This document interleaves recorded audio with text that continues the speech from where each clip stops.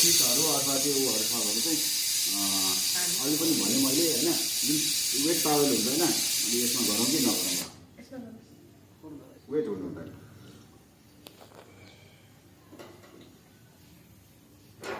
हामीले जुन पनि माछा गर्न सकिन्छ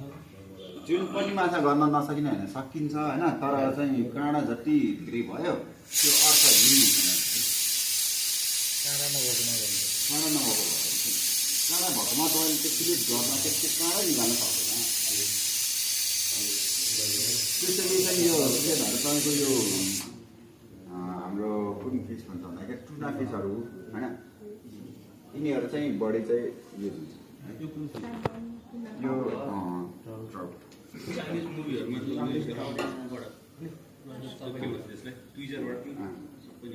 जस्तो फर्स्टमा चाहिँ तपाईँले के गर्नु पर्यो भन्दाखेरि यो जुन यो टाउको छ हो यो टाउको भागको जुन यो कर्भ छ नि यो भाग चाहिँ तपाईँले ट्रिम गर्नु पर्यो है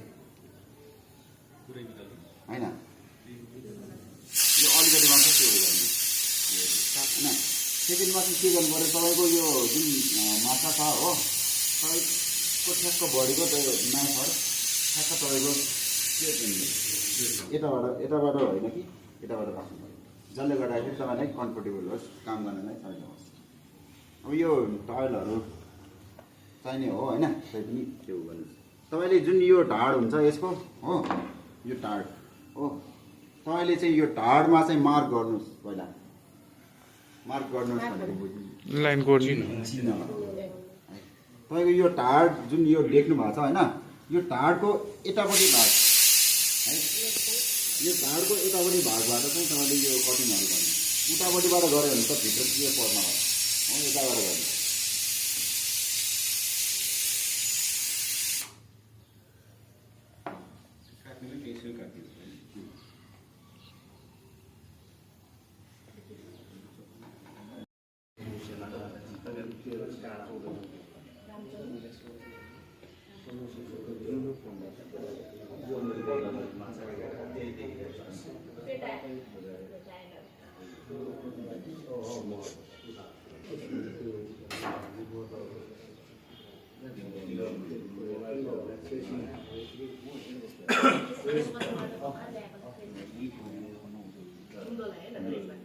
यो जति हुनुपर्ने होइन तै पनि सकेसम्म चाहिँ गरिदिउँ होइन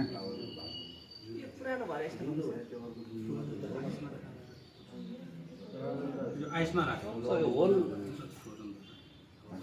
फ्रोजन भएको जति हुनुपर्ने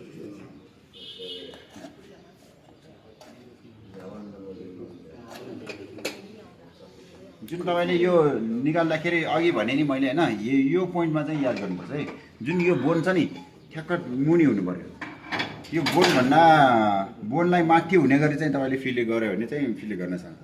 बोन चाहिँ मुनि हुनु पर्यो जुन यो बोनसँग चाहिँ तपाईँले ब्यालेन्स हुने गरी यो शिर सर र यसरी काट्नु बोनमै छोएर तपाईँले है हाम्रो यो रौ माछाहरूलाई पनि यस्तो गर्न सकिन्छ सकिन्छ नसकिँदैन तर जुन यो फिले गर्ने क्रममा होइन यहाँ पुरै बडै बोन सर हुन्छ तपाईँले कटिङ नै गर्नु गाह्रो फ्लेक्सिबल नाइफ चाहिँ चाहियो एउटा त्यो भयो अर्को चाहिँ मिट पनि होइन फिस पनि चाहिँ फ्रेस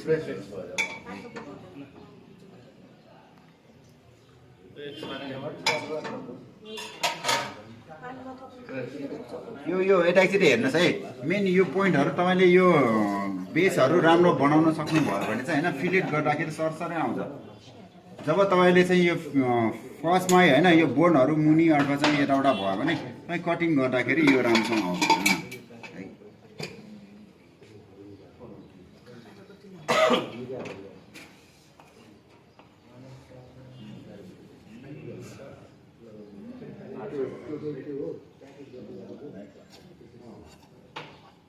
माने डोबाने क्लास क्या मोर सर होइन तपाईँले यो केही जानुपर्छ भने छैन जस्तो अर्डर गरे पनि हुन्छ तर 1-2 किलो मात्र चाहिँ दिँदैन होला सायद नत्र चाहिँ 4-5 तर यो सानोमा भन्दा ठुलोमा गर्नुपर्ने होइन सर सानोमा त झन् धेरै गाह्रो हाल्छ जुङ्गा भएको माछा चाहिँ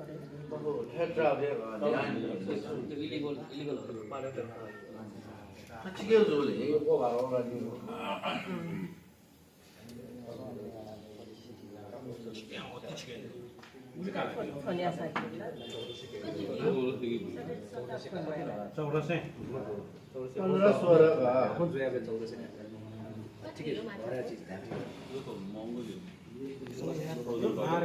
छ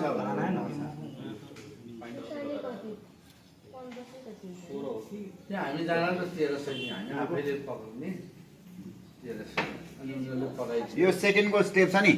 सेकेन्डको स्टेप पनि यस्तै हो यो पहिला फर्स्टमा चाहिँ यसलाई चाहिँ ट्याक्क ट्रिम गऱ्यो होइन त्यसपछि जुन यो यहाँ हड्डी हुन्छ यो हड्डीसँगै ब्यालेन्स हुने गरी सर्ट बेस बनाएर तपाईँले काट्नु पऱ्यो है सिधै यो माछा फ्रेस भइदिएको बेला तपाईँलाई अघि नै सकाइसक्यो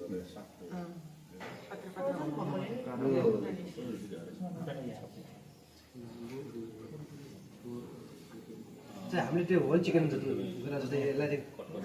मेन ग्याप होइन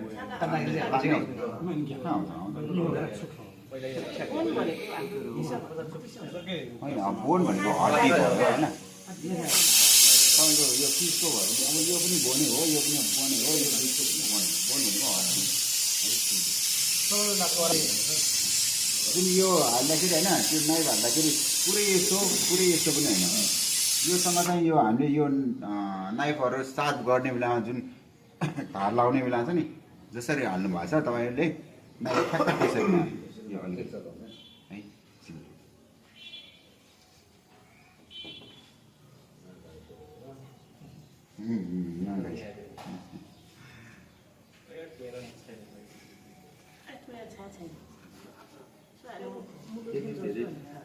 अघि जुन हामी यसरी गरेको थियौँ नि त्यही प्रोसेस है यो चाहिँ यो फिङहरू त्यो नभएर फिङले गर्दाखेरि जुन यो स्किन आउँछ होइन यो स्किनलाई टक्क समात्नुहोस्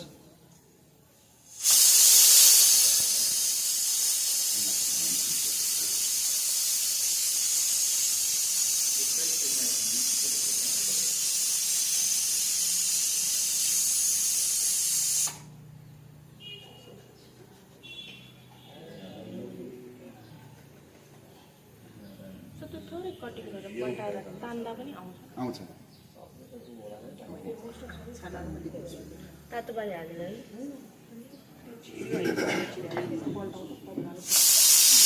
यो चाहिँ अहिले त्यो फ्रेस नभएर चाहिँ सबै बिग्रियो होइन तर गर्ने प्रोसेसहरू पनि यो अहिले यो स्लिममा गर्छ होइन यसरी गर्नुहोस् होइन जसले गर्दाखेरि यो ठ्याक्क यसरी चलाउनु कि यसरी चलाउनु होइन भएकै साइडबाट है जुन यो सामान नै तर्फ तान्ने यहाँबाट हेर्दा कस्तै चक्कु जस्तो लाग्यो